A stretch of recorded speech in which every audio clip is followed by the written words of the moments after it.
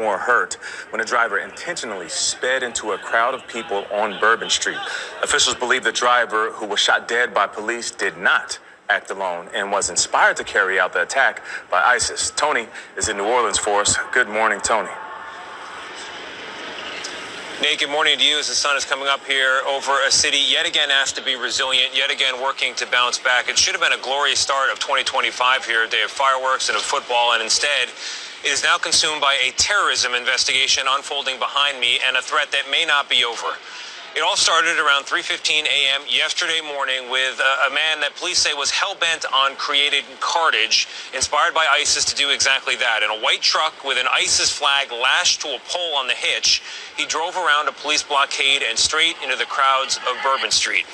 He roared along there for a few blocks before crashing and then dying in a shootout with officers. In his wake, first responders rushed in, and so did investigators. They have identified the attacker as 42-year-old Shamsuddin Jabbar, a Texas-born U.S. Army veteran deployed to Afghanistan in 2009. And now the questions are, how did this happen, and what threat remains, if any? New Orleans Police Superintendent Ann Kirkpatrick is with us now for those questions.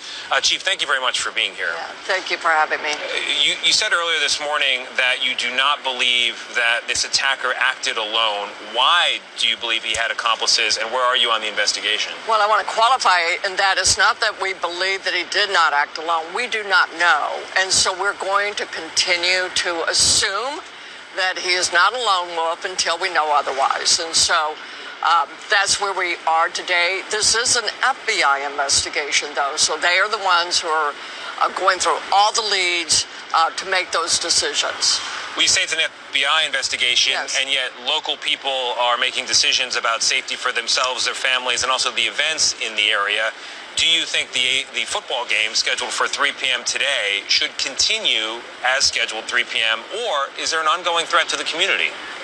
We think that we can keep this community safe. We've shown it time and time again. We are a city that has so much crowd management. We have Mardi Gras. We're preparing for Superdome. We've shown that we can.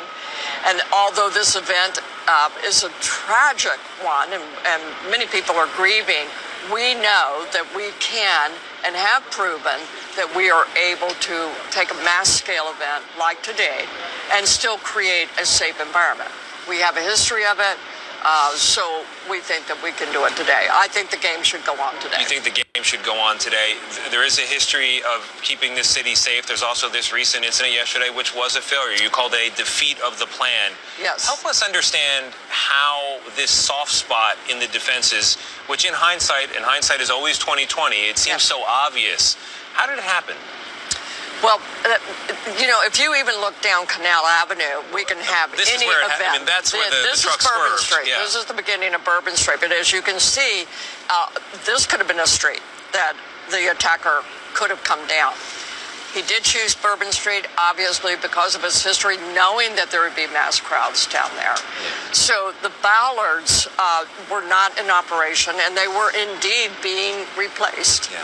But the package was not completed by the city as of yet, but it was in the process for new bollards being placed. Is this a paperwork error or bureaucratic error where the bollards were going to be removed and then replaced quickly? I mean, did you know you were going to have this multi-week gap where there was essentially no protection? The city has been working on this for some time as a package in preparation for Super Bowl.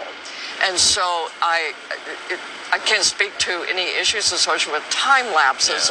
I don't know that there was one. Yeah. I just know it was not a completed project. So you knew it wasn't completed, and Yes. again, these are tough decisions with limited resources, and hindsight is always 2020. But as you wake up this morning, I have to imagine you wish you had put additional machinery, heavy equipment in place where the bollards would have been. Absolutely, we're going to have a hardened structure, hardened infrastructure today, and for Super Bowl as well.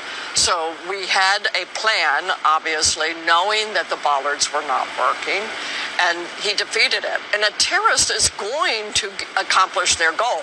If they couldn't have accessed Bourbon, could have gone down Canal. A terrorist is out for carnage.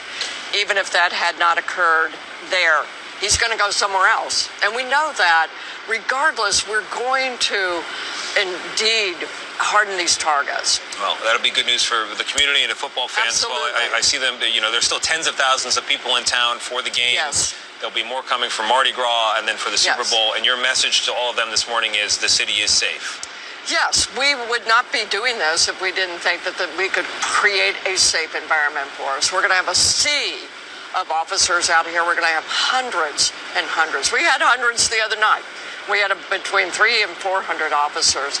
And like I said, a terrorist is hell-bent. Yeah. They are out to accomplish. And if it wasn't going to be on Bourbon, it was going to be somewhere else.